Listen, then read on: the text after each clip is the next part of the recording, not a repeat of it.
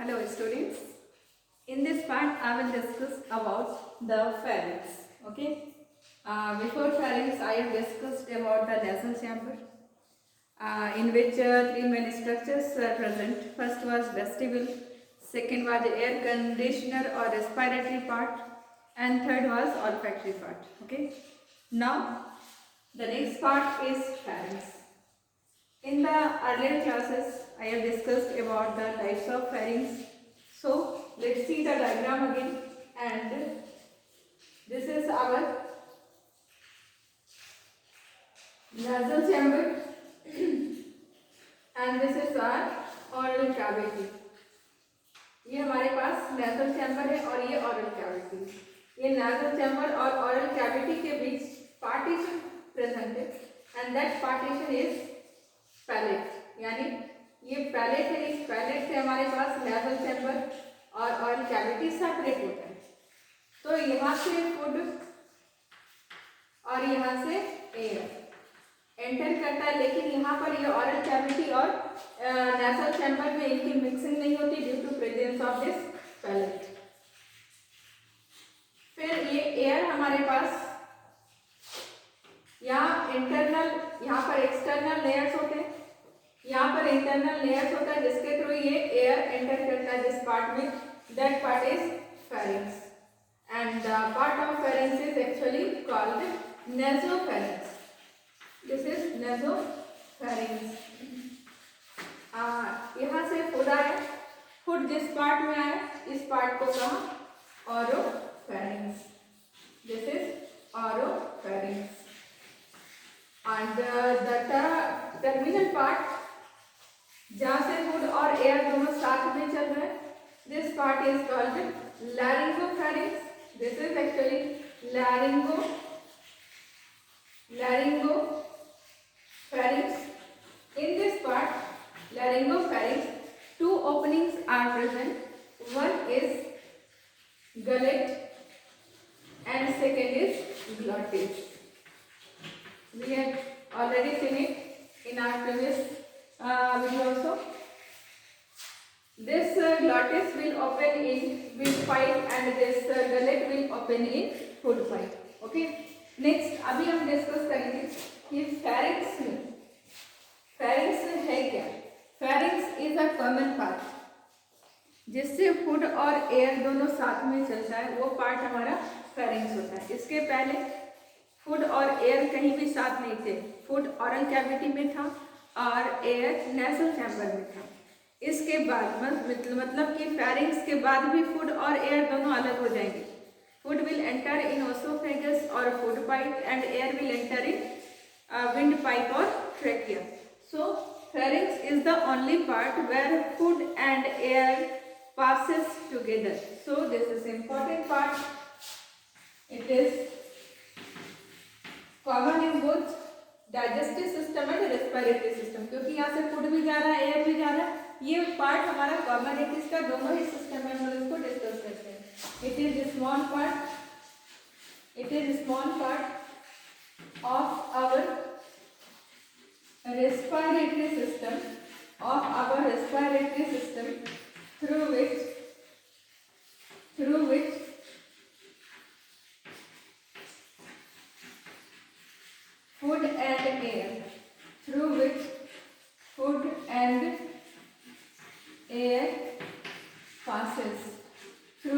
food and air passes.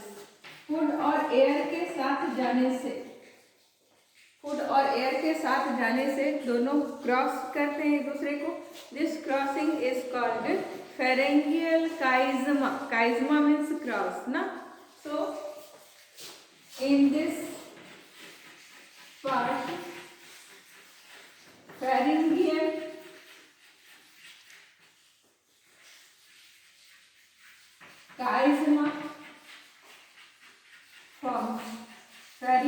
chiasma forms. Okay. This pharynx is structurally differentiated into three main parts. These main parts are nasopharynx, oropharynx and laryngopharynx. This pharynx is differentiated into three main parts: nasopharynx,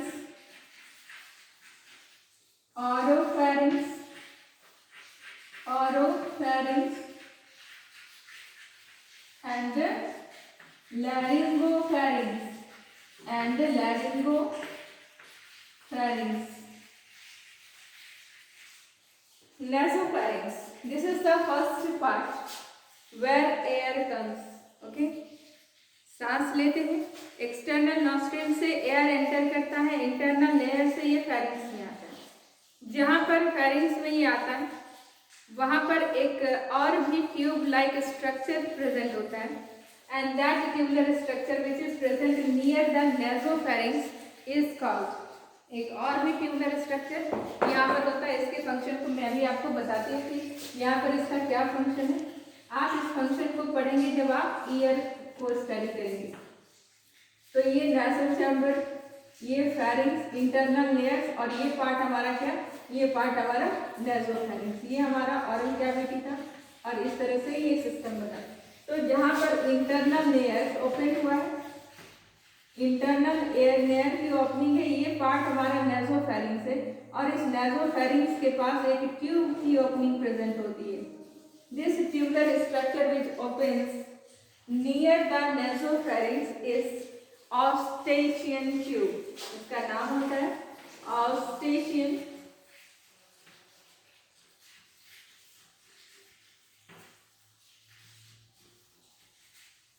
और ये ऑस्टेशियन tube हमारे पास यहाँ ये आप जब year को पढ़ेंगे तो this is pinna, this is external auditory canal, और इसके एंड पर एक मेम्ब्रेनस स्ट्रक्चर प्रेजेंट होता है जिसको आप लोग कॉमनली कहते हैं ear drum. This is known as ear drum और बायोलॉजिकली कॉल्ड टिम्पैनम। तो यहाँ पर ये प्रेजेंट होता है। अब देखो ये पिन्ना पर में ये एक ओपनिंग होती है और इस ओपनिंग से होकर एयर एंटर करता है, और क्योंकि ये मेम्ब्रेनस स्ट्रक्चर होता है टिम्पैनम और ear drum is a membranous structure, अगर इस मेम्ब्रेनस स्ट्रक्चर पर लगातार इस तरफ से एयर प्रेशर जाएगा तो ये मेम्ब्रेन हमारा क्या हो जाएगा, बेंट करके अंदर की तरफ आएगा, और दिस मेम्ब्रेन विल रप्चर्ड होगा ऐसा, तो ये मेम्ब्रेन हमारा टूट सकता है। तो ये मेम्ब्रेन हमारा ऐसे ही मेंटेन रहे, इसके लिए दोनों ही तरफ एयर प्रेशर को इक्वल होना पड़ेगा। तो to equalise air pressure towards each side of tympanum, one tube-like structure, Eustachian tube is present, through which आपको बताया कि यहाँ पर एयर आता है, तो ये एयर इस ट्यूब से होकर टिम्पैनम के इस साइड से प्रेशर को डेवलप करता है, और इधर से तो एयर से हमेशा ही जाएगा, और इधर से ये टिम्पैनम के इस साइड से प्रेशर जाएगा, जिसके कारण ये टिम्पैनम हमारा कभी बेंड नहीं करेगा, कभी रप्चर्ड नहीं होगा नॉर्मल कंडीशन में, अगर तब तक जब तक कोई एक्सीडेंट ना हो जाए इसके साथ। ओके, क्योंकि टिम्पैनम है तो हमारे पास हियरिंग पॉसिबल है, ये टिम्पैनम के कारण ही हम सुन पाते हैं। अगर टिम्पैनम हमारा डैमेज हो जाता है तो फिर हमारे पास हियरिंग इश्यूज आने शुरू हो जाते हैं। तो टिम्पैनम को भी यहाँ पर सेफ रखने के लिए ट्यूबुलर स्ट्रक्चर प्रेजेंट है जिसका नाम है ऑस्टेशियन ट्यूब। ओके, नेक्स्ट, इस पार्ट से आपने एयर लिया, जब भी आप एयर को ले रहे हैं ये एयर बाहर से जा रहा है, इस एयर के साथ कई सारे माइक्रोब्स भी आ सकते हैं, और चूंकि आप इस जगह से सीधे अपने सिस्टम में एंटर करने वाले हैं तो यहाँ पर हमारे पास इस ओपनिंग जो इंटरनल लेयर्स और ये ऑस्टेशियन ट्यूब की ओपनिंग है, इसके चारों तरफ में हमारे पास टॉन्सिल का रिंग प्रेजेंट होता है। Tonsils are specialised lymphoid organs. Lymphoid organs ऐसे ऑर्गन्स को कहते हैं जो हमें इम्यूनिटी प्रोवाइड करने में इंपॉर्टेंट रोल को प्ले करता है। तो यहाँ पर हमारे पास रिंग में लिम्फॉइड ऑर्गन का एक रिंग प्रेजेंट होता है जिसको ट्यूबल टॉन्सिल्स कहते हैं, और ये ट्यूबल टॉन्सिल्स हमारे पास एयर में प्रेजेंट माइक्रो ऑर्गेनिज्म को किल करके हमारे सिस्टम को हेल्दी रखने का, इम्यून रखने का रोल प्ले करता है। ठीक है, तो यहाँ पर ये ऑस्टेशियन ट्यूब हो गया। अब नेक्स्ट, ये था हमारे पास नेसोफेरिंक्स। तो नेसोफेरिंक्स क्या हो गया, first part of pharynx where air enters,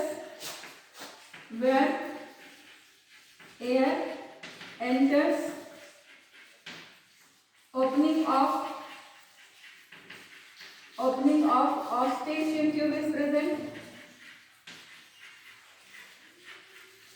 opening of eustachian tube is present.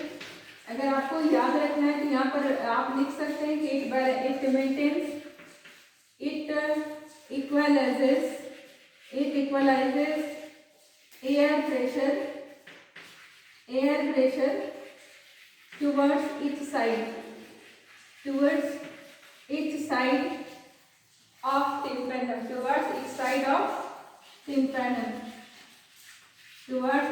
of tympanum, okay. In this part tubal tonsils are present.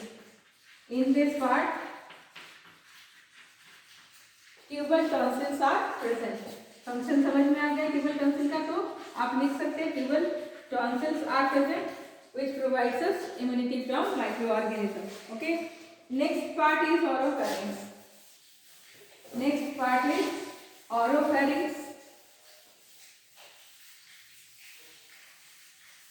The part of pharynx where food first comes. जिस part में food पहले enter करता है that part is called oropharynx. What is oropharynx?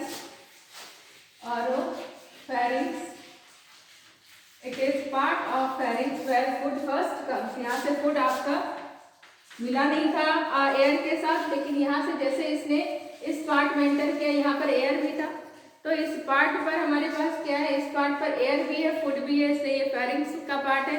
And this part is called oropharynx where oral cavity opens.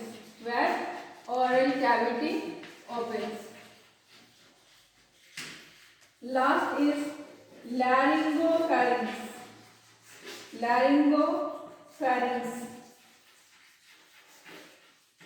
Actually pharyngeal chiasma formation occurs here, laryngopharynx. In this part both food and air crosses each other, and at the terminal part of laryngopharynx two openings are present. One is glottis and another is gullet.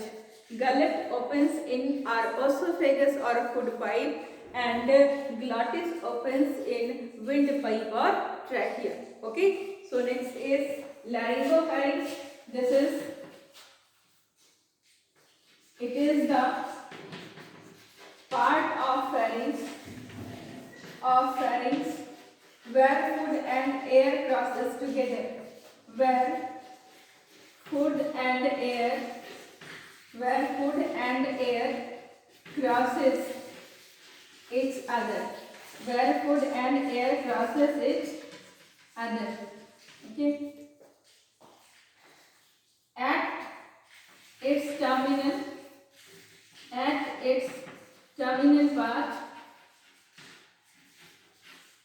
At its terminal part two openings are present.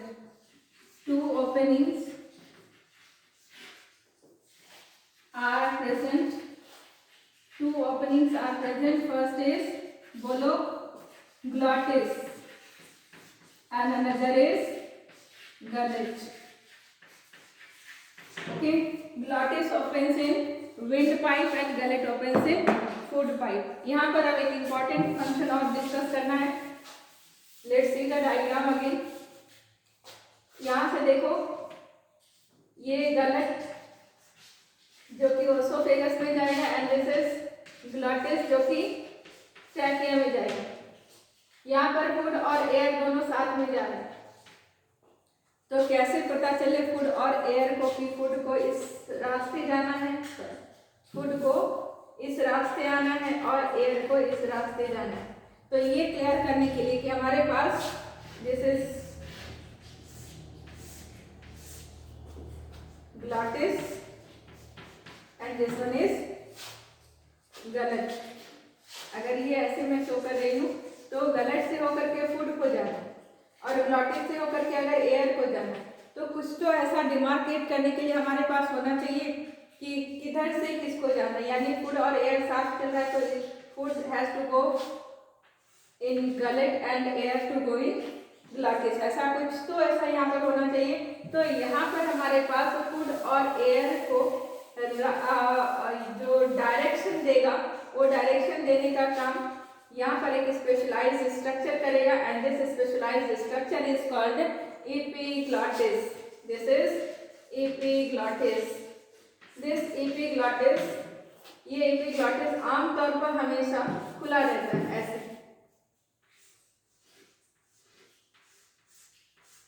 यहाँ पर ये हमेशा ऐसे खुला रहता है, जिसके कारण एयर